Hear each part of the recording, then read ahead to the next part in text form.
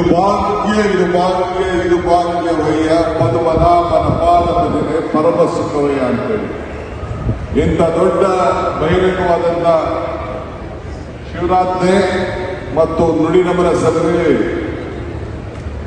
ಎಲ್ಲ ಪೂಜ್ಯರನ್ನ ಎಲ್ಲ ಪೀಠದ ಧರ್ಮಪೀಠದ ಎಲ್ಲ ಶ್ರೀಗಳನ್ನ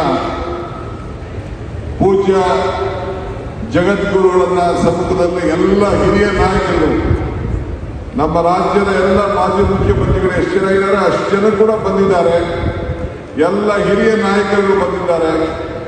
ಇಂಥ ಒಂದು ಭವ್ಯ ಸಭೆಯಲ್ಲಿ ಪಾಲ್ಗೊಂಡು ನಿಮ್ಮನ್ನೆಲ್ಲ ಉದ್ದೇಶಿಸಿ ಮಾತನಾಡುವಂಥ ಒಂದು ಭಾಗ್ಯ ಸಿಕ್ಕಲ್ಲ. ಇದು ನನ್ನ ಭಾಗ್ಯ ನನ್ನ ಭಾಗ್ಯ ನನ್ನ ಭಾಗ್ಯ ಅಂತ ಹೇಳಿ ಭಾವಿಸ್ಕೊಂಡಿದ್ದೇನೆ. ಶರಣರ ಗುಣವನ್ನ ಮರಣದಲ್ಲಿ ಕಾಣಬೇಕು ಅಂತ ಹೇಳಿ ಹಿರಿಯರು ಹೇಳ್ತಾರೆ.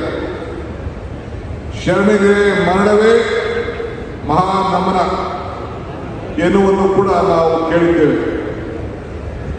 ಮನುಷ್ಯನ ಬದುಕು ಶಾಶ್ವತವಾದದ್ದಲ್ಲ, ಆದರೆ ನಾವು ಬಿಟ್ಟು ಹೋಗುವ ಕೆಲಸಗಳು ಶಾಶ್ವತ. ವೇದಿಕೆಯಲ್ಲಿ ಎಲ್ಲ ಹಿರಿಯರ ಶರಣಿದ್ದಾರೆ. ಯಾರ ಹೆಸರನ್ನು ನಾನು ತೆಗೆದುಕೊಳ್ಳಕ್ಕೆ ಹೋಗುದಿಲ್ಲ, ಕ್ಷಮಿಸಬೇಕು. ಯಾಕೆಂದರೆ ಮಲ್ಲಿಕಾರ್ಜುನ್ ಅವರು ಎಲ್ಲರ ಹೆಸರನ್ನ ಗೌರವಪೂರ್ವಕವಾಗಿ ತೆಗೆದುಕೊಂಡಿದ್ದಾರೆ ಮತ್ತು ನಾಡಿನ ಮುಖ್ಯಮಂತ್ರಿಗಳು, ಮಾಜಿ ಮುಖ್ಯಮಂತ್ರಿಗಳು ಮತ್ತು ಹಿರಿಯ ನಾಯಕರ ಹೆಸರು ಕೂಡ ತೆಗೆದುಕೊಂಡಿದ್ದಾರೆ. ಎಲ್ಲರೂ ಕೂಡ ನನಗೆ ಬಹಳ ಸಮಯ ಆಗಿದೆ. ಮಲ್ಲಿಕಾರ್ಜುನ್ ಮತ್ತು ಪ್ರಭಾ ಮಲ್ಲಿಕಾರ್ಜುನ್ ಅವರು ಕೂಡ ಎಲ್ಲ ವಿಚಾರಗಳನ್ನ ಚರ್ಚೆ ಮಾಡಿದ್ದಾರೆ. ಸೊ ಅದರಿಂದ ನಾನು ಯಾರ ಹೆಸರು ತೆಗೆದುಕೊಳ್ಳೋದಿಲ್ಲ, ಕ್ಷಮಿಸಬೇಕು. ಯೋಗಿಯನ್ನ ಕರೆಸ್ಕೊಳ್ಳೋಕ್ಕಿಂತ ಜೊತೆಗೆ ಉಪಯೋಗಿಯನ್ನು ಕರೆಸ್ಕೊಳ್ಬೇಕಾದ್ದು ಬಹಳ ದೊಡ್ಡ ಗುಣ.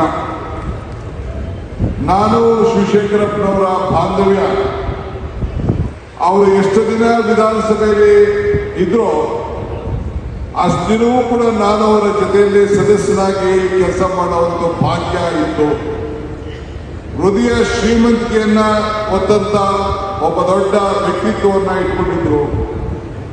ಶ್ರೀಮಂತಿಕೆ ಜೊತೆಯಲ್ಲಿ ಹೃದಯ ಶ್ರೀಮಂತಿಕೆಯನ್ನು ಕೂಡ ಇಟ್ಕೊಂಡಿದ್ದನ್ನ ನಾವೆಲ್ಲ ಗಮನಿಸ್ಕೊಂಡಿದ್ದೇವೆ. ಒಬ್ಬ ವ್ಯಕ್ತಿಯಿಂದ ಎಷ್ಟು ಜನ ಇದ್ದಾರೆ ಅನ್ನೋಕ್ಕಿಂತ ಮುಖ್ಯವಾಗಿ ಅವರ ಬದುಕಿದಾಗ ಎಷ್ಟು ಜನರಿಗೆ ಅವರ ಬದುಕನ್ನ ಬದಲಾವಣೆ ಮಾಡಿದ್ದಾರೆ ಅನ್ನೋದು ಬಹಳ ಮುಖ್ಯ. ಅದಕ್ಕೆ ಸಾವೂರು ಶಿವಶಂಕರಪ್ಪನವರೇ ಒಂದು ದೊಡ್ಡ ಸಾಕ್ಷಿ ಗುಡ್ಡೆಯಾಗಿ ಇವತ್ತು ನಮ್ಮ ಜೊತೆ ಅವರು ಸತ್ರು ಕೂಡ ಅವರ ಆದರ್ಶಗಳು ಬದುಕಿದಿವೆ ಅನ್ನೋದಕ್ಕೆ ಎಂಬ ಅಪಾರ ಜನಸಮೂಹ ಸಾಕ್ಷಿ ಅಂತೇಳಿ ನಾನು ಭಾವಿಸ್ಕೊಂಡಿದ್ದೇನೆ. ಮರಣ ಅತ್ಯಂತ, ಆದರೆ ಜೀವನ ಕೂಡ ಮತ್ತೊಮ್ಮೆ ಅಧ್ಯಾಯ ಒಂದು ಪ್ರಾರಂಭ ಆಗಿದೆ. ನಾನು ಯಾವಾಗಲೂ